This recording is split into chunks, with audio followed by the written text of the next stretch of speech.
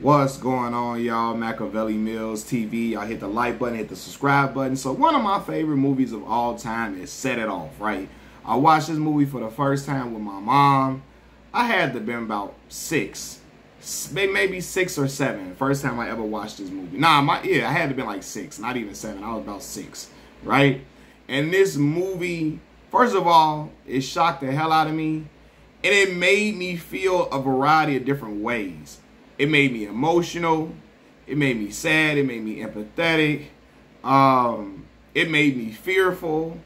All these different emotions, right? So if you haven't seen the movie Set It Off, some of y'all might want to cut this off because I'm going to give some spoilers in this video right here.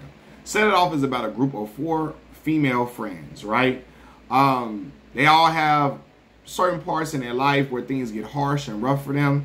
So they decide to become bank robbers. And they start robbing banks. And unfortunately, they meet their demise in the process of robbing these banks. All but one. Jada Pinkett Smith plays a character named Stoney. Stoney lives. All the rest of the characters die in the film. And it's extremely heartbreaking when that part comes.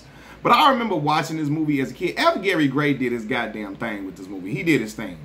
I remember watching this movie as a kid and thinking to myself, I could never be a goddamn criminal.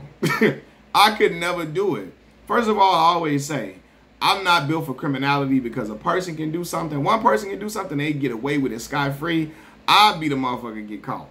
That's just how my luck runs. I could never be a criminal because this shit, it's not in the cards for me to be one. My luck would not be on my side in that case, right? But in this movie, they robbed one bank. The goal was just to rob a bank one time, right? And then eventually, they develop an itch they have to scratch. It becomes a thing for them because it was so easy the first time. They kept going until unfortunately, they got themselves into some stuff they could not get out of. And they all got caught. Police got on them red-handed.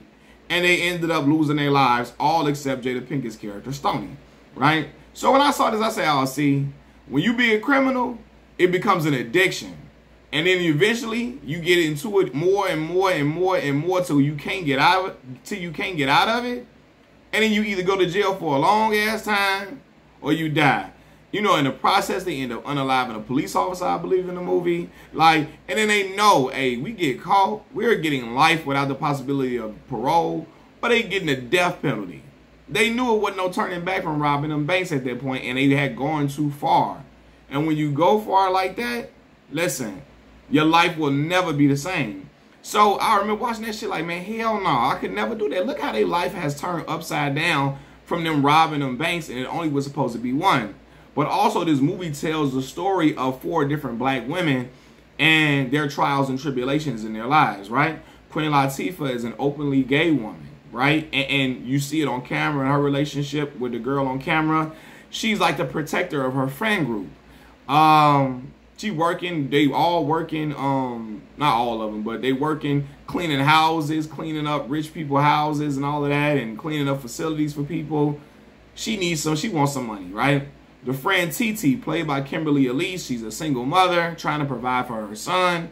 In the process of them cleaning up houses and stuff, her son ends up, he gets into some chemical he supposed to get into, I forgot, and her son gets taken away by DCFS. She needs money in order to get her son back, in order to get him back in her custody, you know? Then we see Stoney, played by Jada Pinkett Smith. Stoney works at a store, and her parents are deceased. She's raising her younger brother. Her younger brother is in high school, trying to go to college. He tells her he got into UCLA, but he don't have the money to go, and it puts her in a harsh predicament. Now she's her brother's sole guardian, and she knows the only way to get a raise from her boss, so she can pay for her brother to go to college, is for her to sleep with him. Y'all, I remember watching that. She ends up sleeping with her boss, and that shit was the most disgusting scene ever to me as a kid. People laugh at it, but that shit, man, knowing that, like, I had so many women around me and my family, that shit touched me as a kid. Like, I knew what was going on in that scene. And this shit just made me feel terrible the way she had to lay down, let dude thrust on her in order to help send her brother away to college, right?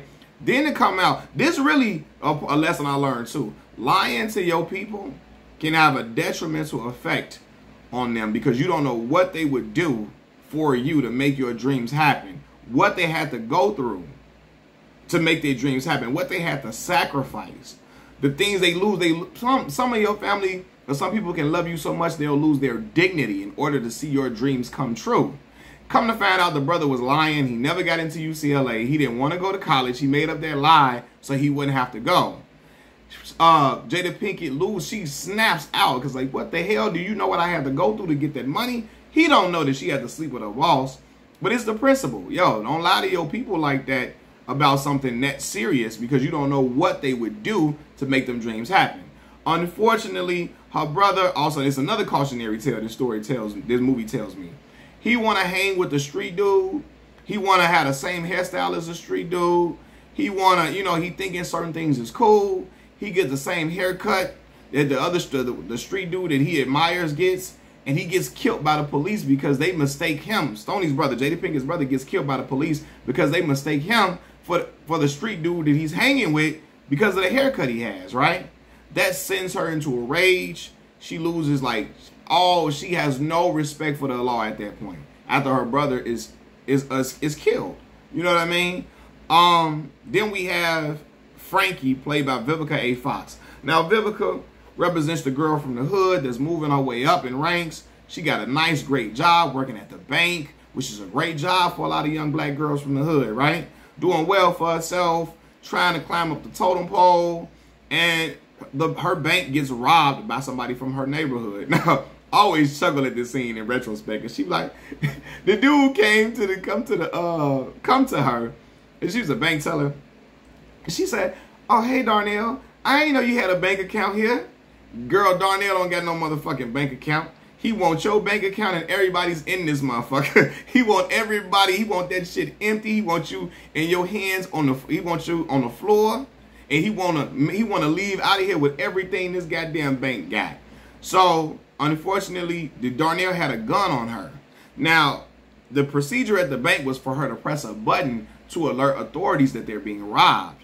But she is so afraid that she's going to get killed and she don't hit that button because she's scared. It's not like she behind some protective glass to protect her from gunshots. She knows she can get killed, so she doesn't hit the button out of fear that she'll lose her life. She ends up losing her job because the bank robbers got away with a certain amount of money, and the only thing that the dude can say is, what's the procedure when you're being robbed? What's the procedure? What's the procedure, right? So now she loses her job. She's down on her luck. And now they've hatched a plan to rob a bank now that she's seen how easy it was for the other guys to rob the bank that she worked at. And she has the insight about the bank, the intel, because she's worked at the bank. So now they start robbing banks like crazy. They getting guns. Stuff starts to go haywire in the process. One time their money gets stolen by their former boss, by Cleo, Queen Latifah and them former boss, because they hide the bank at the work facility. They hide the money at the facility that they work at.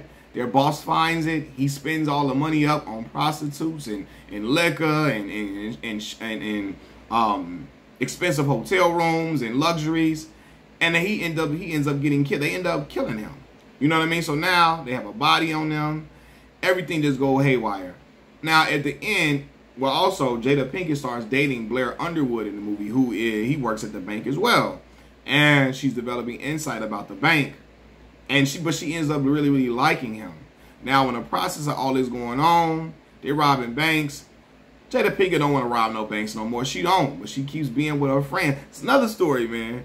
Man, fuck. You got to know when to bow out gracefully, and you got to know when to tell your friends you ain't with something. It's over with. It's over with. It's over with.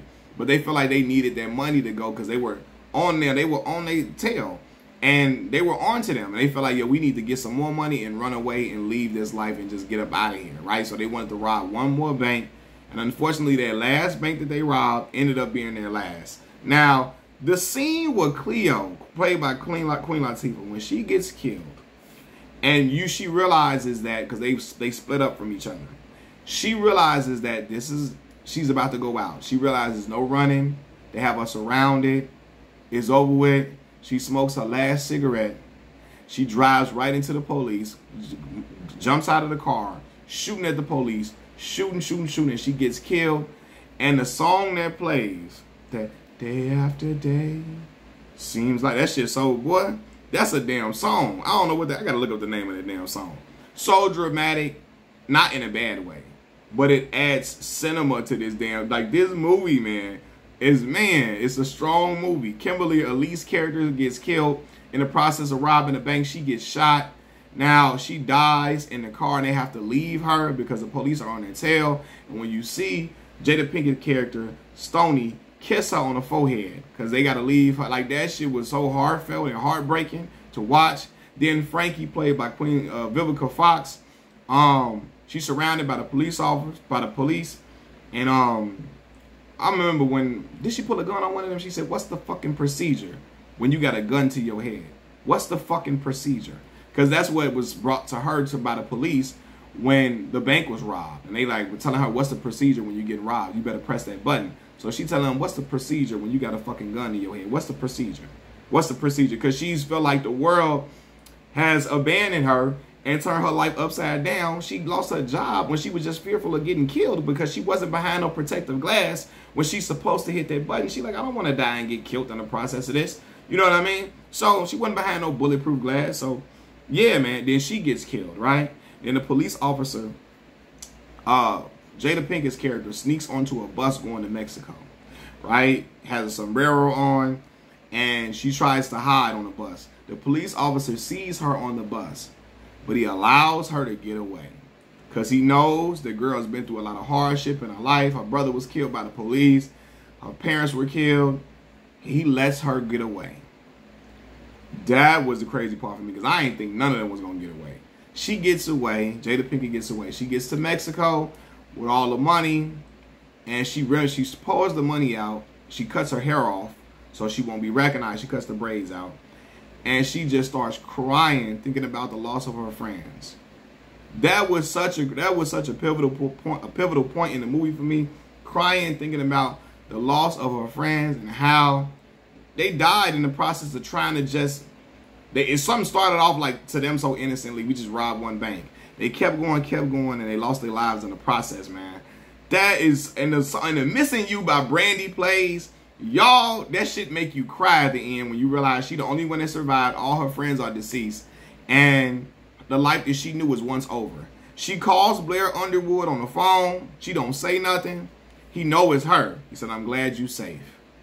You know, she hangs up the phone. She called him to let him know she was okay. Because he knows she didn't die. The other ones have died and she got away. You know what I mean? So, yeah, man, it's the movie is a love story. It's a story of the story of friendship with four girls. It tells the story and hardship of these black women that all had different hardships going on in their life. It tells a story about how people can be wronged by law enforcement, by their job, by their employers, and how certain things are taken into consideration. It tells the story of what happens when you take things too far. When you lead a life of criminality, it comes back to haunt you and you end up losing your life in the process or losing people that you really, really love. It tells a story about what happens when you tell a lie to a person, a real big lie, and then they do some things drastic to make things occur for you, and you never take into account what they could have done to help you financially get out of a bind that you say you're lying about being in, and how far they would lose their dignity to help you. So it's a great story, but a cautionary tale. I suggest anybody watch that movie.